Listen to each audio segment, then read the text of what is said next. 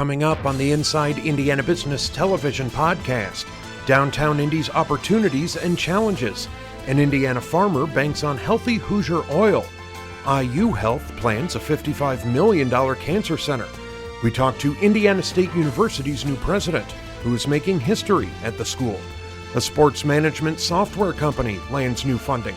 We spotlight the culture of an Indy engineering firm and a look at how tourism can help drive Indiana's economy. Welcome to the Inside Indiana Business Television podcast. I'm Andy Ober. The 2018 State of Downtown Indy report shows the area continues to be in high demand by businesses and residents. However, challenges do remain. Downtown Indy Inc. CEO Sherry Seiwert and Progressive Urban Management Associates President Brad Siegel joined Inside Indiana Business host Gary Dick to unwrap the report. Sherry, we're going to start with you. An annual report. Anyone who's been downtown knows there's lots of activity, residential, business growth as well. Talk about the overall state of downtown. Absolutely, Gary. You know, downtown is performing exceptionally well. I think that our downtown is more vibrant than it has been in the last 50 years. Office occupancy is up, higher than it has been in the last 10 years.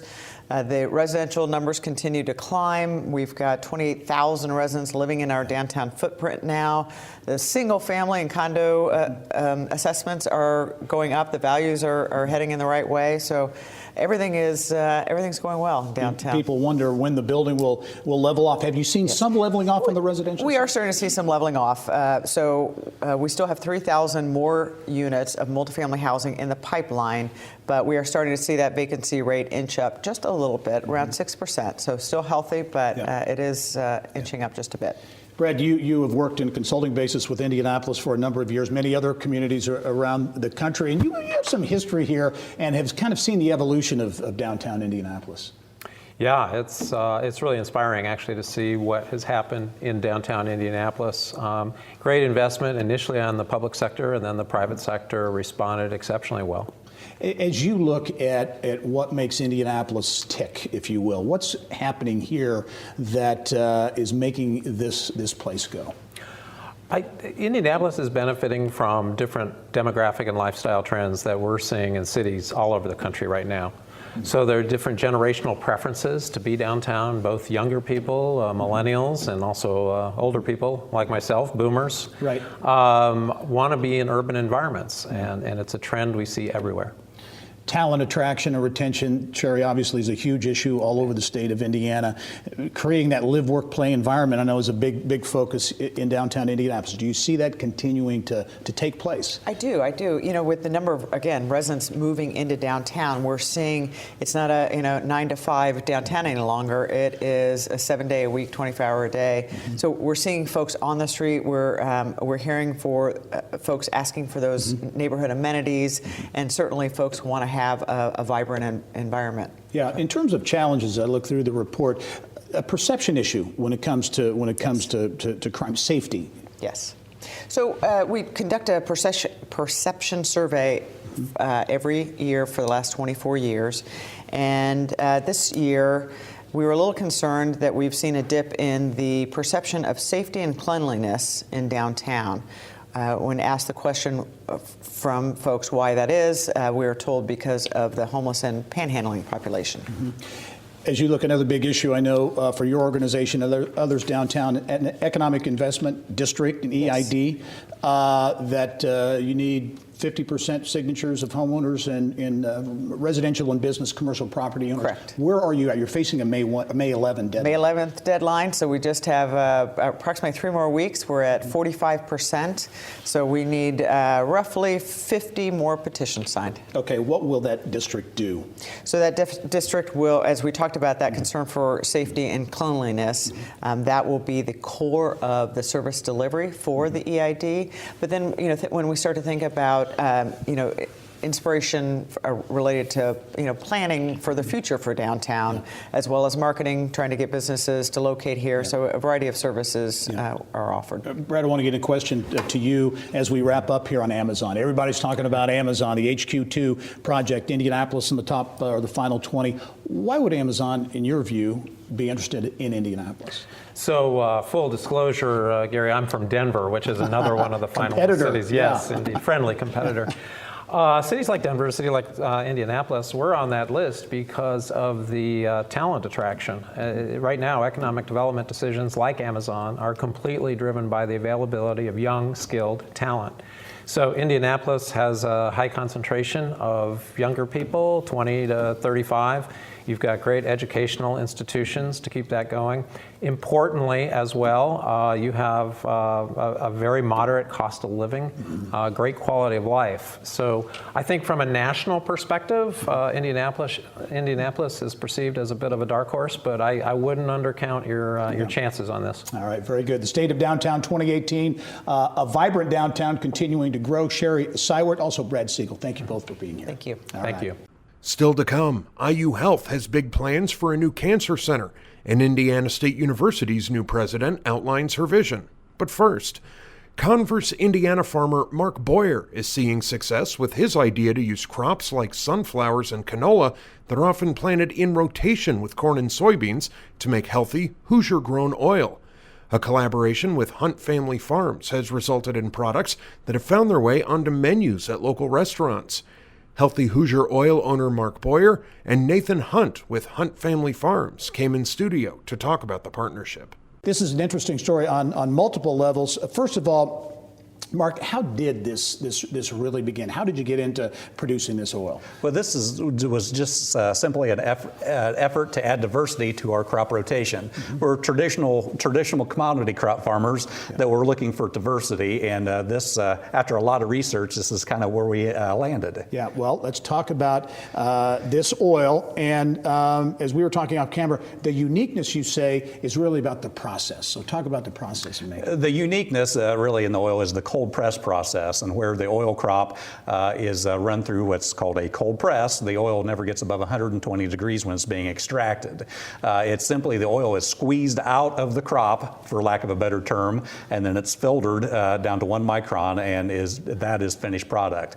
Yeah. The process is very, very simple, and it's chemical free versus the traditional solvent extracted method of making vegetable oil. Very good. And Nathan, you benefit in your farm, right, from some of the byproduct, correct? Yes, we buy the canola and sunflower meal, and we're able to utilize those to create our hog feed, where we grow our hogs on pasture. Well, to talk about this process and what it's become, because it's really gaining popularity. You're in Target and Kroger stores around the state, some other venues as well. But talk a little bit about the growth. For us, the Indiana Growing Program's really helped us. We were getting in some local restaurants, we're getting some growth, some attention from other places that we otherwise would not have gotten without the help of the program. And I think that's an interesting piece to this, Mark, as you talk about Indiana Growing, a real focused effort to market Indiana products. And you're saying that's been really largely responsible for what you have going on. It's been vital in our success. I would say probably 80%, or maybe even better than 80% of our retail business for our oils is a direct result of our involvement with the Indiana Grown product program and the ISDA. And we should mention that Converse is kind of creating its own brand as a farm-to-table restaurant, a locally grown type of environment. There's a couple different restaurants here in Converse. One exclusively uses our oil as a fry oil, and of course that's all grown in the fields right there in the same area. Also, one of the other restaurants utilizes exclusively his pork, which is fed by our byproduct. So nothing is wasted in the process, and it all is within probably 2 square miles of the little town of Converse. All right, as we wrap up, Mark, where does this go from here? Your demand seems to be strong and getting strong. Well, we'll continue to grow more crop on our farm, along with in rotation with our traditional commodity crops, and we'll strive forward to expand this in the future. All right, it's a Healthy Hoosier Oil. Mark Boyer, also Nathan Hunt. It's a great Indiana success story, and we'll be following the story. Thank you both for being here. Thank you. Thank you. All right. Later in the podcast, Indiana State University's first woman president talks about her new job, and a sports tech company scores funding. But now, Indiana University Health is planning a new $55 million cancer center in Carmel. The system says the facility will be leading edge, with a groundbreaking set for later this year. Executive Director of Cancer Services, Katie McGill, and oncologist Sarah Jo Grethlein joined Barb Lewis in the business of health. So let's start with you in terms of why this is needed. We're familiar with the Simon Cancer Center downtown and some of the satellite facilities on the north side. Why a comprehensive cancer center? So we're very excited to bring together all of the cancer services in one location for our patients. Right now we've got a great palette of services that we make available, but it's not as pulled together as we'd like it to be. We can offer chemotherapy, radiation therapy, surgical oncologists, and support for the patient and family all in one location, as well as access to clinical trials and the current research. It's a real win for us. Yeah. And Katie, let's talk a little bit about the approval that's needed from the City of Carmel, and then also kind of the timeline for this project. What's the next step? So we want to be respectful of the design considerations for the City of Carmel. So that's the initial part of the process, is the appreciation for the aesthetics of the outside of the building. So we anticipate having those appropriate approvals by the end of May of this year. Okay, and then once you get the approvals, then when's construction and when would the facility open? Yeah, so we anticipate a fall or September groundbreaking on the Cancer Center, and then we would see our first patient in about 2 years. Okay. And then, so in terms of services, you've touched on some of the different services, and they would be just, would it be more that they would be concentrated there, or this would be really new for the north side? So there's going to be new emphasis on the academic interest that we can bring forward, and that also translates to new services for patients. Our precision genomics program, for example, will be a strong presence at IU North. Pediatric oncology will be present at IU North. So even though we have many of those pieces, bringing them all together is part of what's different, as well as things like art therapy and music therapy and supporting the whole family. Okay, when we looked at the renderings, we noticed that the Cancer Center will take over a parking lot, a pretty substantial parking lot, and parking is always something important to patients and their families. So what will happen then? Are you expanding the parking there as well? Yes, so that will come first, so we don't disrupt the inner workings of parking and the flow of the hospital campus. So the groundbreaking for the new parking lot is in July, and we intend to replace the spots that we're taking and then some. Okay, and then the services that were offered, the infusion center at 103rd and Springville, for example, will those continue to operate, or we see some shifting and closing? Up until we open, they will continue to operate, but then our IU Health services that are at Spring Mill or currently at IU North will move into the new Cancer Center, as well as some expansion. Okay. All right. Well, thank you both for being here. Appreciate your time, and we look forward to the new center opening and the approval process going smoothly. Thanks so much. All right, thank you. Remember, you can catch Inside Indiana Business Television on stations throughout the state every weekend. Head to InsideIndianaBusiness.com to check listings. Still to come, a sports tech company gains the upper hand, and our monthly Culture Matters segment. But first, new Indiana State University President Deborah Curtis says the school is ready to write its next chapter. Curtis says she and other leaders have begun evaluating the strategic plan for the school that has undergone tens of millions of dollars in work and welcomed thousands of additional students in recent years.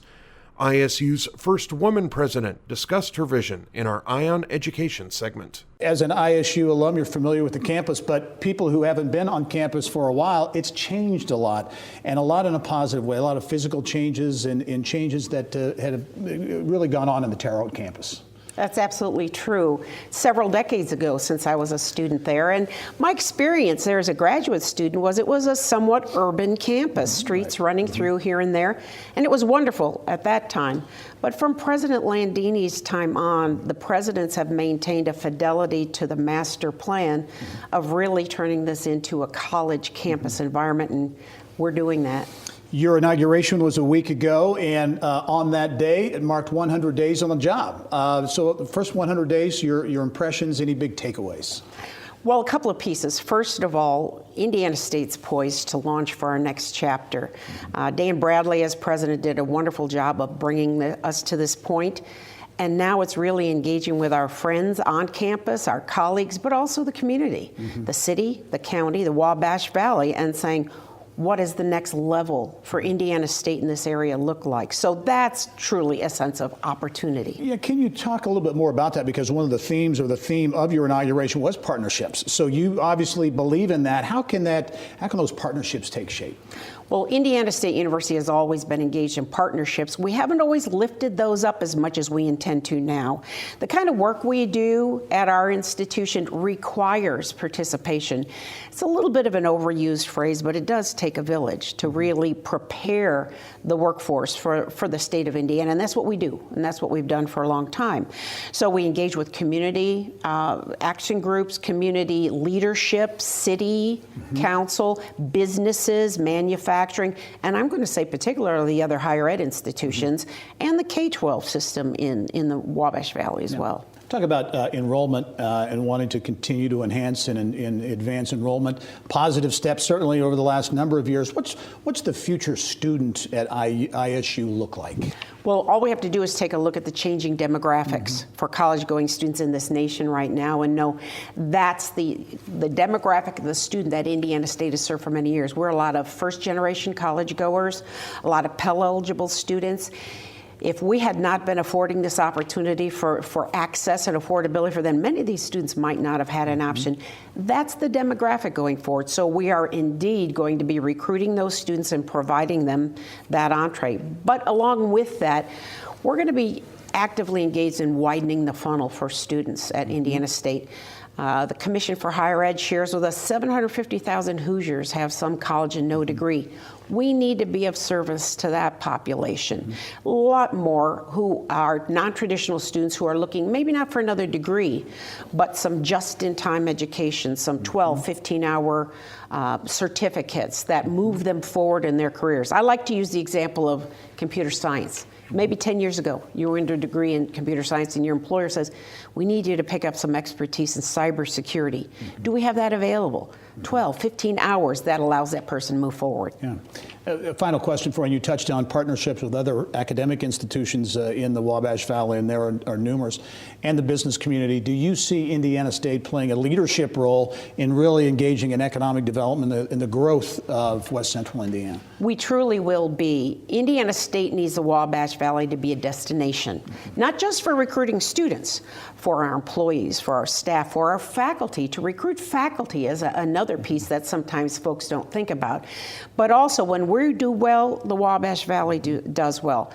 So we really want to lock arms with our community leaders and civic leaders and lift up the Wabash Valley. There's a lot of good work with Riverscape and activities like that. We want to be a major partner in that. Very good. Dr. Deborah Curtis, the new president at Indiana State University, on the job now for just over 100 days. Thanks for coming on the show. Welcome to Indiana. Welcome back to Terre Haute, and we hope to have you on again. Thank you. All right. Later in the podcast, we spotlight the culture at an Indy engineering firm and look at tourism's role in the state economy. But now, Indianapolis-based Upper Hand has closed on a $1.5 million round of funding. The cloud-based sports management software company has now raised $4 million and says it will ramp up product development and hiring. Founder and CEO Kevin McCauley joined Bill Benner for Inside Indiana Sports. Welcome to the program. Exciting development for you guys, but let's start at the beginning. What is Upper Hand and where did this idea come from? Yeah, Upper Hand, we're a sports lifecycle software company that happens to be in sports and fitness. And the idea comes from having coached baseball in Washington, D.C. I'm originally from Evansville, Indiana, so an Indiana native, which is important, of course. And it was in coaching Little League where had multiple experiences over the course of a number of seasons where parents would ask me, hey, would you work with my kid outside of practice? They'd love to get better at pitching, or hitting or whatever it might be.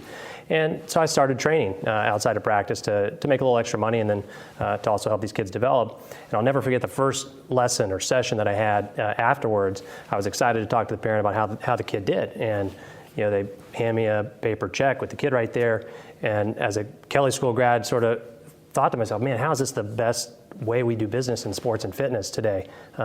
it hasn't changed in 10, 15 years since I played. So that was what spawned the idea to make life easier for parents and clients of sports and fitness organizations, which is now Upper Hand. So one-stop software shopping for everything you could use. And talk about the range of services that you offer. Yeah, absolutely. So when we talk about life cycle, one of the things that's often forgotten in sports and fitness is the parent, who is really the consumer, right, for our customers, which is the business or the facility that runs camps, training programs, teams, et cetera. So we make it easy for our customers to market to their existing clientele, find new customers, do all the registration, scheduling, and then we make it easy for parents then to discover new events, new opportunities for their kids to develop and get better by having everything under one umbrella. And your typical customer, and you are nationwide, but your typical customer, give an example of who that might be. Absolutely. We sort of refer to anybody who runs what we call sports or fitness events, and those can be camps, lessons, training programs, team registrations.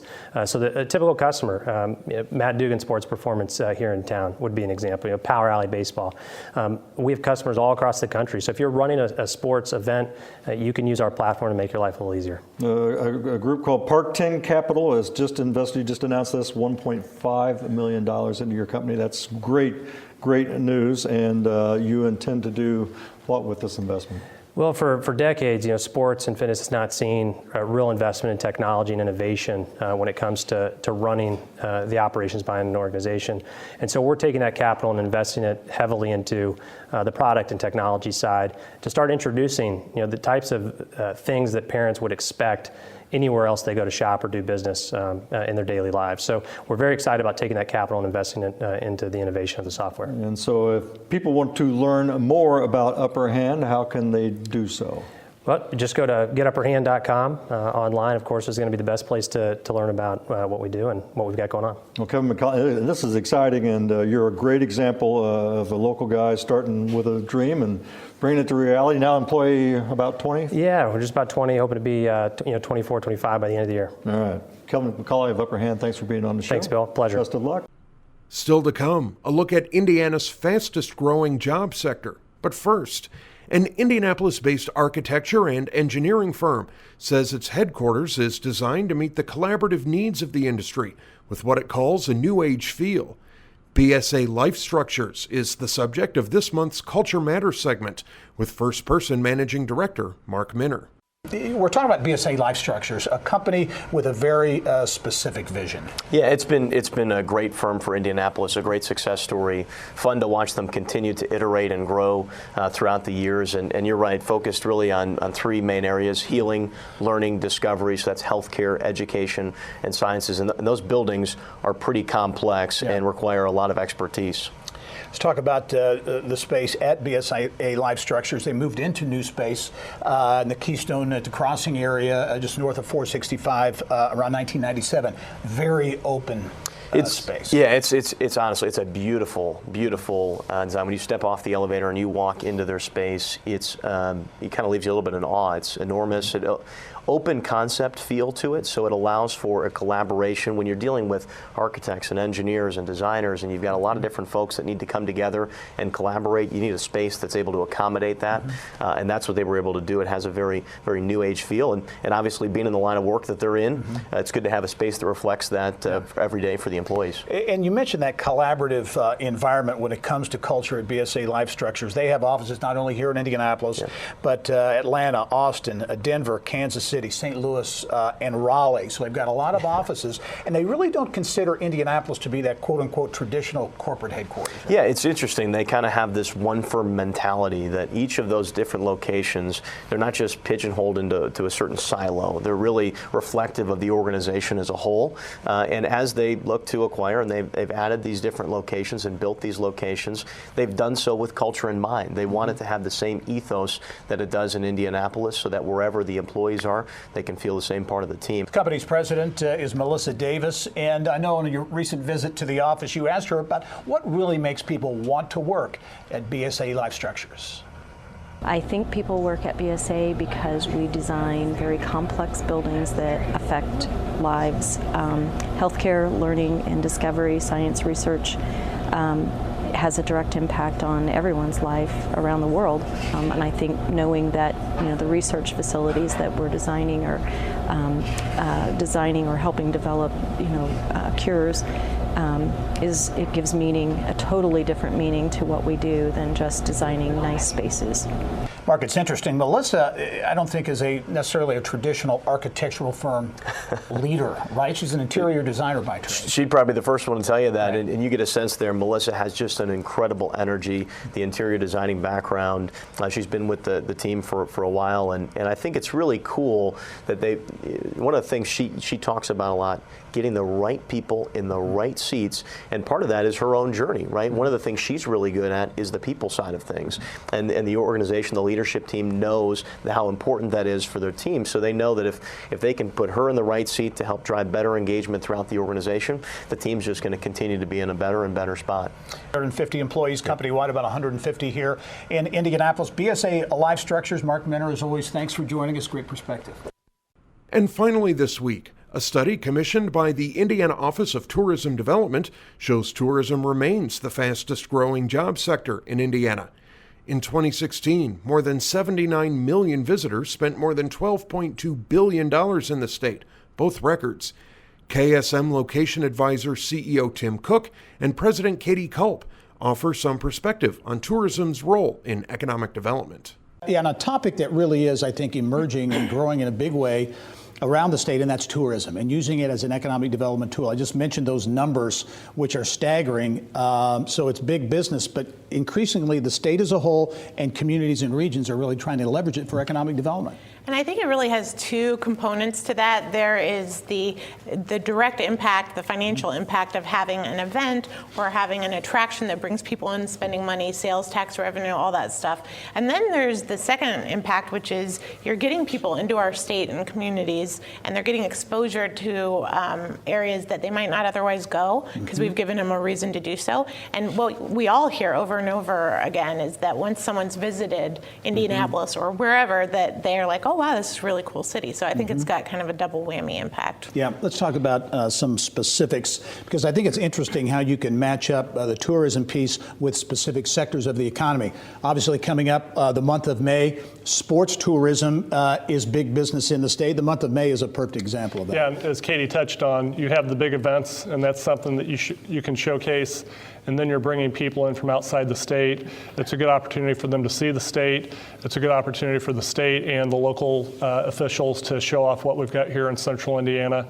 And I think we always do a really good job every year of really exploiting that. Yeah, and when you talk about kind of using these events as business attraction tools, the 500, for example, the amount of entertaining and hosting of businesses and others from out of town is a big piece of that. Yeah, and again, as Katie mentioned, when people from outside of Indiana come and see Indianapolis Live, it's a great experience for them, and to have the event of the 500 being something that can be showcased, I think just adds to that. Yeah, I mean, people probably aren't going to start hitting Indiana as a spring break location, right. But we've got not yet anyway. Well, who knows? Yet. I mean, but we do have some great state parks and things. Right. But but to have an event that draws people in, and then, like you said, with the business entertainment, maybe they aren't going to spend their vacation here, but the next time they're expanding one of their manufacturing facilities or office, call centers, what have you, they'll think of our community. Yep. Another segment of the economy that is big business in Indiana is agriculture,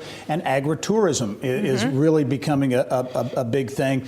The best example, or certainly one of the best, is Fair Oaks Farms in northwest Indiana, which is such a mega attraction now, and they've really taken that educational type destination and turned it into a real tourism destination. Yeah, and what's so smart about it? It's a great example of how Indiana has approached tourism the right way by being pragmatic. So it's playing on its natural strengths, and agribusiness is certainly something we're well known for. But that place is phenomenal. And I'm not just saying that because I like their grilled cheese sandwiches. Oh yeah, I mean, it's been public and private partnership and a huge success. Yeah, and they've continued to put a lot of money into it, and it's because there's a lot of attraction for that area, and it's a great experience for not just adults, but it's a good family experience as well. Yeah, you can't force it. It's like a evolution of market demand and meeting that demand. That is a big example, and we had someone on the show earlier, and it's interesting to see these smaller communities engaging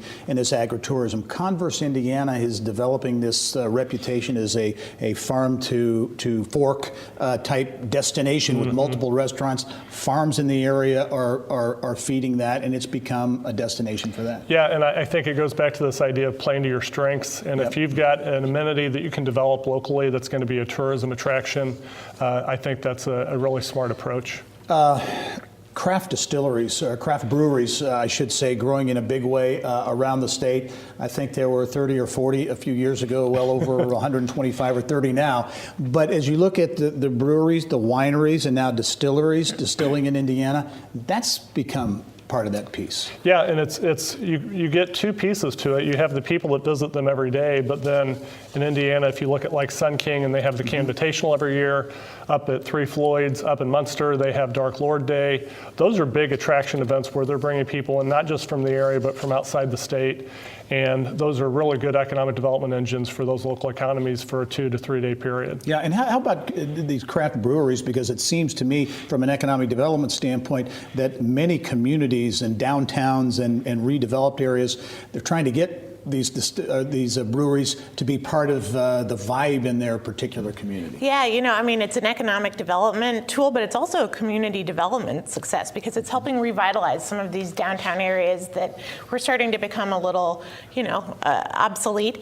And, isn't it interesting that some type of agribusiness related type of industry, it's so attractive to millennials. Who would have ever thought something kind of tied to a farm and that is going to be attractive to a younger workforce? Well, when Katie and I meet with companies and they'll meet with cities, a lot of times cities will tout, we have a brewery now. Yeah. And it's part of the attraction that they try to put out in front of companies. It makes sense because, sometimes we see every county in the state like wanting to put in a tech incubator, for example. And, sometimes I wonder if that makes a whole lot of sense because you may or may not have the natural inherent strength in that sector. But, everybody loves a good microbrew. Absolutely. I agree with that.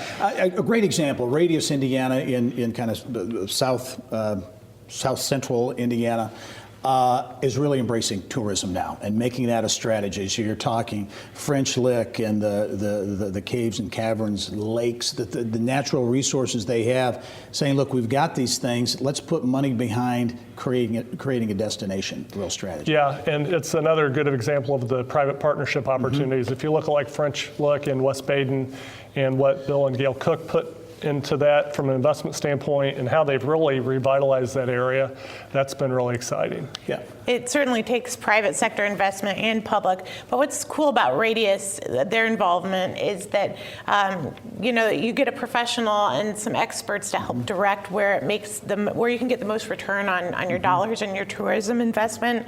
And with all respect to candle shops and that type of thing, sometimes without that type of professional leadership, you can get distracted. So I think it's great that they're so involved and kind of directing the ship. Final word, does it seem like this is kind of in the early stages of growth? Do you see this picking up steam in terms of using tourism as an economic development tool?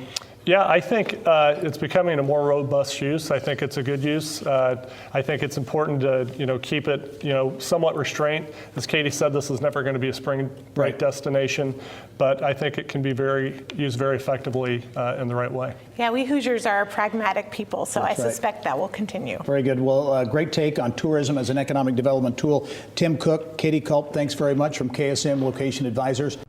That wraps up this week's Inside Indiana Business television podcast. Remember, you can find all of this week's TV segments, as well as the top business news from throughout the state at InsideIndianaBusiness.com. While you're there, you can also subscribe to our platform of free e-newsletters. This is Andy Ober for Inside Indiana Business.